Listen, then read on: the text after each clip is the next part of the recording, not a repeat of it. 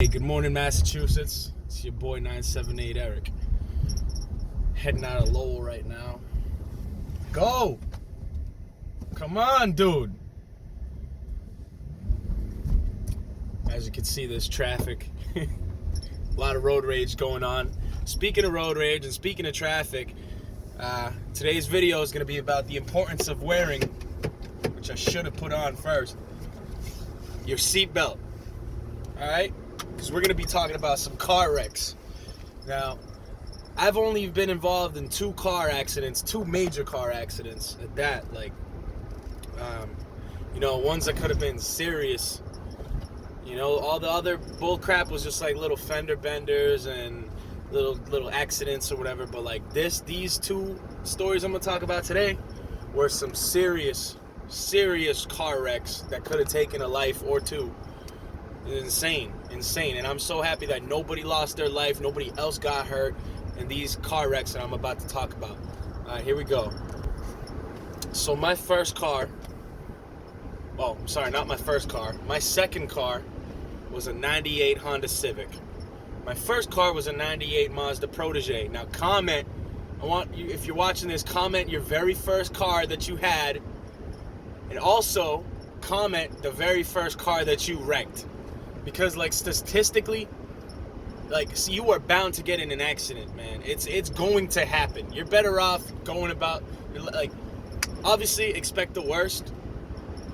Hope for the best, but expect the worst, man. Because statistically, every American who ever drove ever is going to get into at least one major car accident in their lifetime.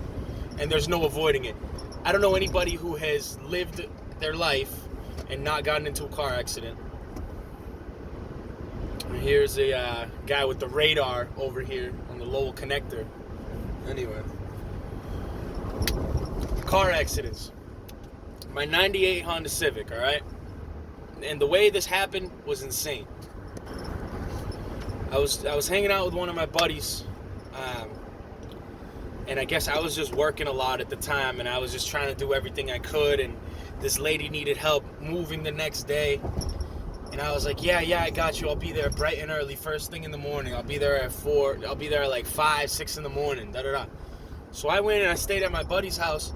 Me and him what the hell were we doing? We were playing video games and smoking and drinking and other stuff or whatever, freaking probably doing drugs or whatever until mad early in the morning. And I didn't sleep at all the night before. Or the whole day before. I didn't sleep at all. I didn't get no sleep. And my dumb ass decides to go, all right, yeah, I'm gonna get in my car and I'm gonna go do this moving thing. I'm just gonna get in. She lives right up the street. Basically, I was in Tingsboro heading to Tingsboro. I didn't think anything was gonna happen to me. But I'm telling you, it's those times where, oh yeah, I'm just driving 5-10 minutes down the street, man. No, don't even worry about it. I don't need my seatbelt. It's times like that where you might want to consider putting on your seatbelt the most, because anything can freaking happen, man. It happened to me. I thought I was simply going 10 minutes down the street, and I almost didn't put my seatbelt on, man. So I go out, I get out of my boy's house, whatever. I wake up didn't even sleep, but I get out, and I'm up the next morning. And I already know, I'm too tired for this, man. That should have been red flag number 1. I'm too tired for this. If you're ever driving and you thinking I'm too tired for this, pull over, take a nap, dude. Don't wreck yourself, all right? Check yourself before you wreck yourself, literally. So, what happened to me? I go and I light a cigarette. I think I was smoking the same cigarette that I lit when I got into the accident. That tells you how close I was, how little distance I went from that place. And I got into this crazy accident, all right? So I light up a cigarette. This is the first thing I remembered. And I didn't have my seatbelt on, and I'm just drowsy. I'm just pulling out of the driveway. Okay, here we go. Like that. Something in I don't know what told me to put my seatbelt on, but God, I'm so thankful I put my seatbelt on that day.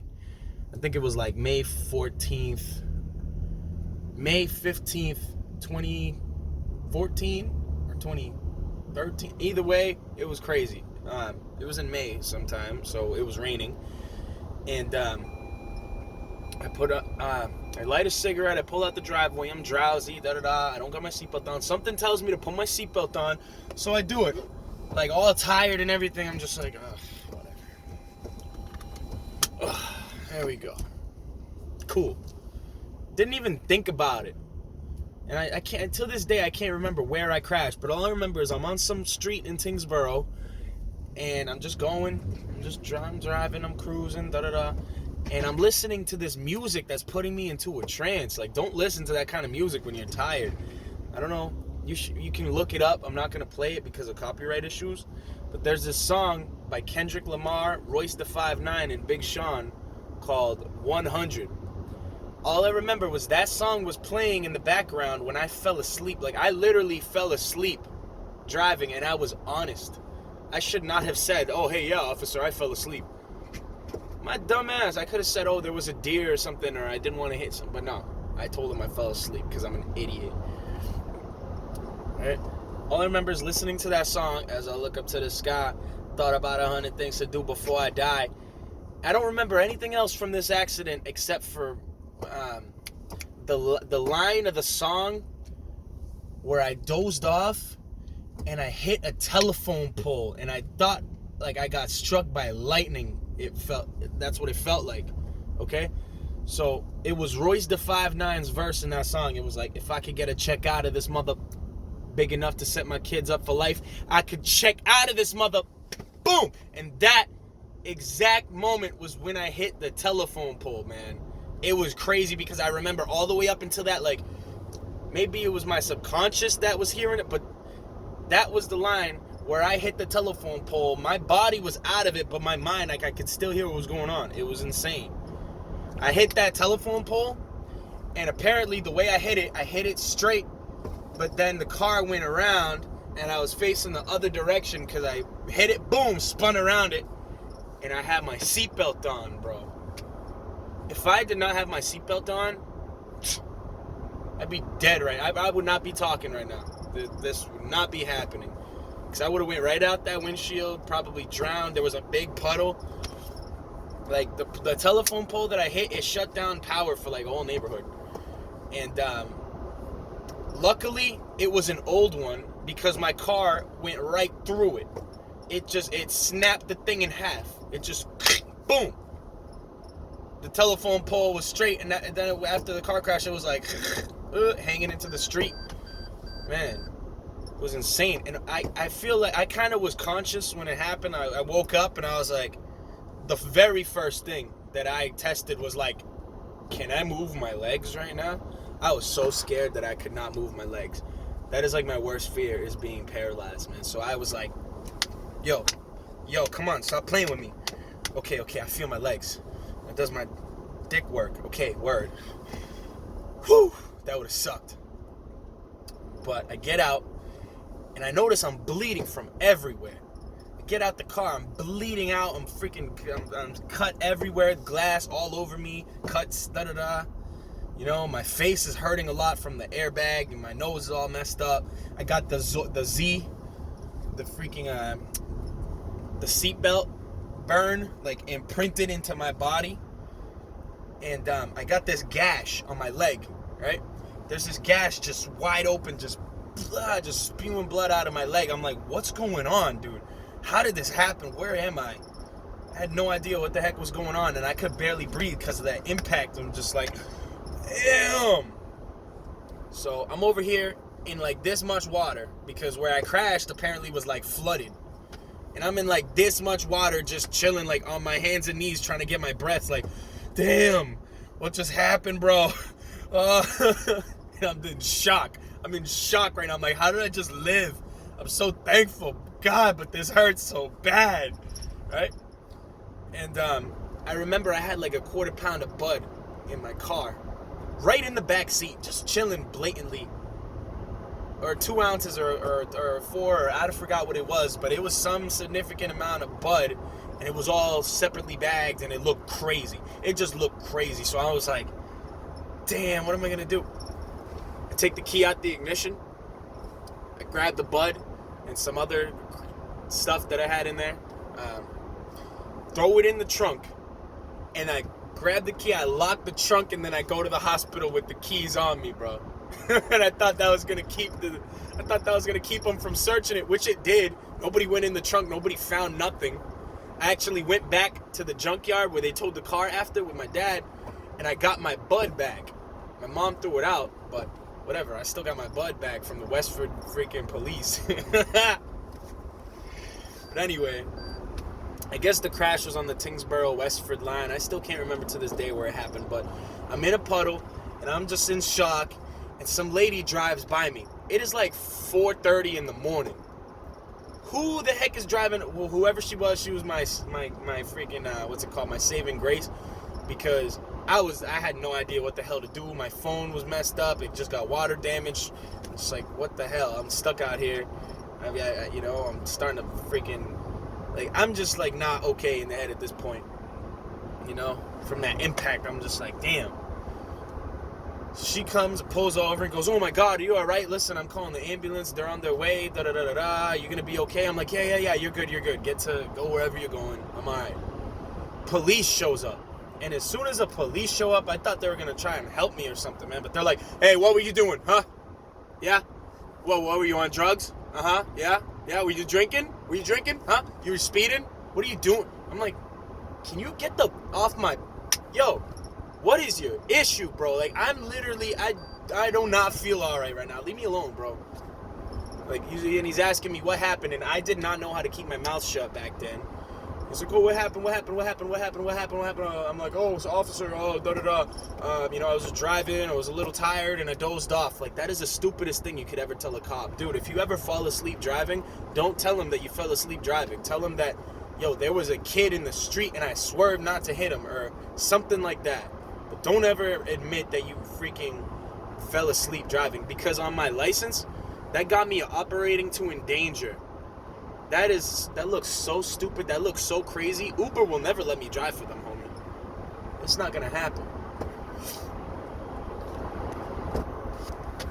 But yeah, that was car wreck number 1 of my life. That was crazy, and I'm gonna put the thumbnail to the actual car that it happened in, and you see the wreck. It just looks insane in the video. But that was that, and I escaped that one with 17 stitches on my leg. I got this big ass scar on my leg, like this big, and it's wide, and I got cut deep by something, man. It just split me open. But it could have been a lot worse. So the whole message about that is, wear your seatbelt, please. I know a lot of people don't like wearing seatbelts. Sometimes I don't even wear my seatbelt.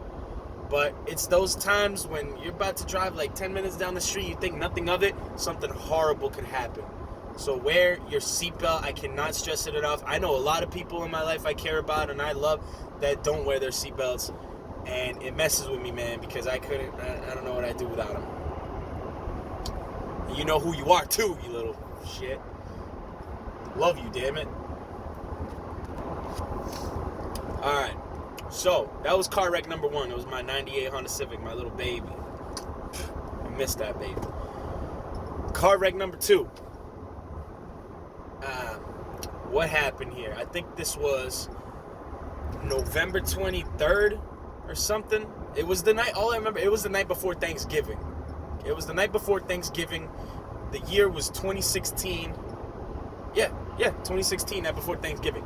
I'm out with my boys, and this one kid, this one specific individual, worked for a company where he had a company vehicle, and he drove around junkies for Mass Health, bringing them to the, I shouldn't say junkies, because what the hell. He drove people who had drug dependency issues to and from their appointments and stuff, and took care of them and whatever, and help people with their appointments. He had this company vehicle, and we go driving, we pick up we had this squad. It was me, Drew, Kololo, Kensley, Dan, and then like their little brother. So we go and drop off their little brother, and we go and try to make it to this gas station that's closing at 10 o'clock. Now, we're on one side of Chelmsford, and that gas station is at, like, in Westford somewhere. It's the New World gas station. The thing closed at 10. It was, like, 9:40, and we had to haul ass. So, the driver thinks it's a good idea to give the wheel to this dude, to this other kid in the car. And he starts driving all sorts of crazy, 70 miles per hour in a 30, just like speed racer. This kid was crazy. And all of a sudden, we find ourselves on this windy road called Hunt Road in Chelmsford. I think this was like on the newspaper or something. And the kid is going and he starts accelerating up to 50 miles per hour. And he goes around this right turn, but then the car starts fishtailing, and it was at that moment that we knew. We ducked, dude. It just, things started fishtailing. Kid lost control of the wheel. He's like this, whoa, whoa, and you could feel it. You could feel it ride to the left, slide to the right, one crash this time, boom! Like, it was crazy. Like, so the thing goes to the left, goes to the right, and then flips over into the woods, man, just like something out of a movie. Just, and all I can remember thinking and saying was just like, it is not my time. And I was like, no! That was the loudest one in that car crash, man. I was literally like, damn it, I have so much to live for. I hate you guys. How are you going to kill me in a car accident, man? I was literally so pissed off at the driver. I was like, no, this is not happening. Like, while the thing is rolling over, boom, boom, sliding into the woods, man. I'm like, no, this is not happening. I'm not freaking dying right now. Boom. And then we land on somebody's property wall. And I wake up, I'm squeezing my eyes because I thought I was going to die.